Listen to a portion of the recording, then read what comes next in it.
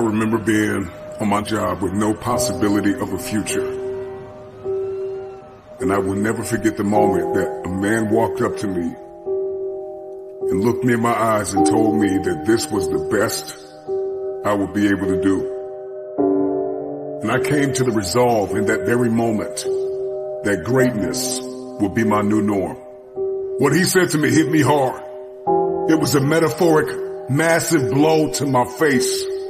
But like a wise man once said, you gotta pick your head up like your nose is bleeding. And right where they left you for dead, elevate.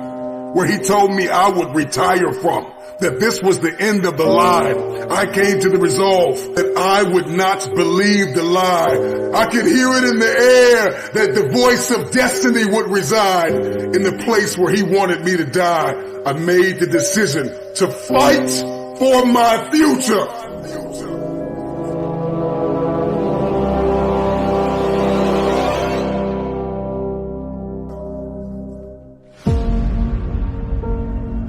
You will not pause. You will progress.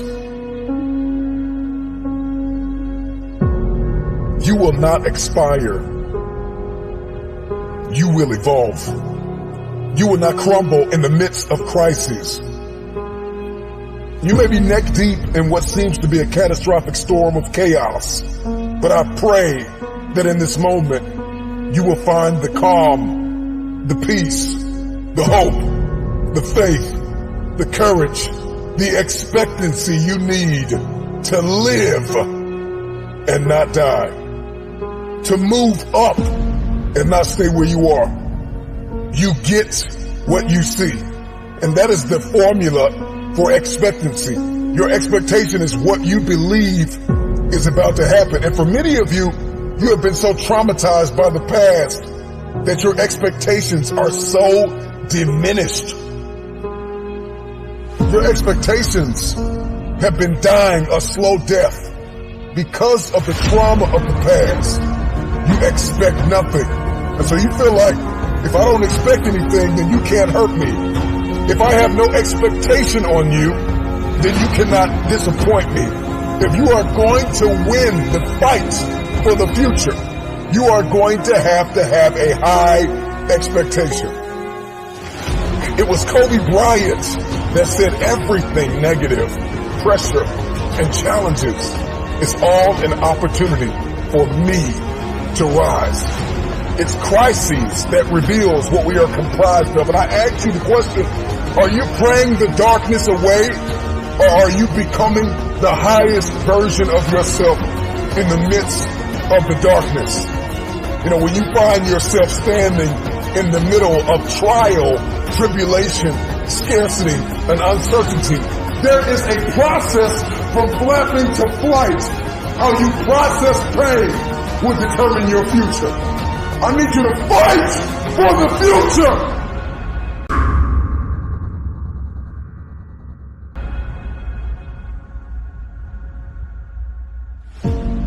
Let that sink in for a minute.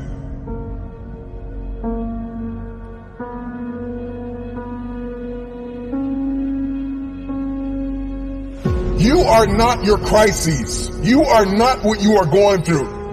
What are you expecting the outcome to be?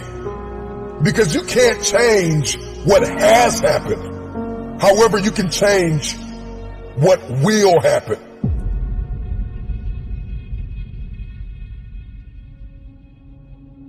Your responsibility is, once you've gone from flapping to flight, is to protect your progress, to protect your territory. You got to get a real boss-like mentality with your territory. All the ground that you gain, protect your territory.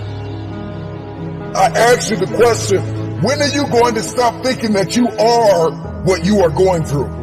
When we step into elevation and we get that, what I like to call that bird's eye view, we gain a greater perspective when we zoom out. And too many of you are guilty of becoming what you are going through. You are not what you are going through.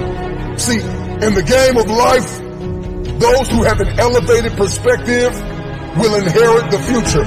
And it is time for you to fight for your future. How bad do you want the future?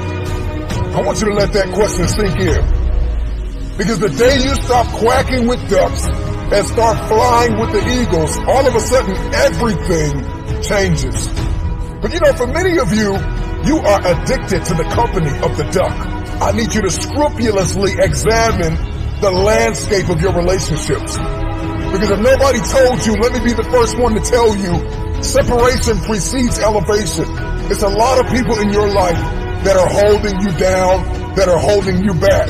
There are some people you are going to have to let go of in order to elevate above the noise, above the dysfunction, to be a light shining brilliantly through the darkness, above the uncertainty, high above all murky waters, beyond the pain of the test and trial.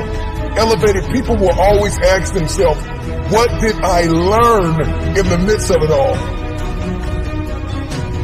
King David said in Psalms 119:71, it was good for me that I had been afflicted, that I might learn thy statutes. And when you're stepping in this space, in this realm, in this world of elevation, you are not asking God, why am I in pain? You are asking God, what am I getting ready to become?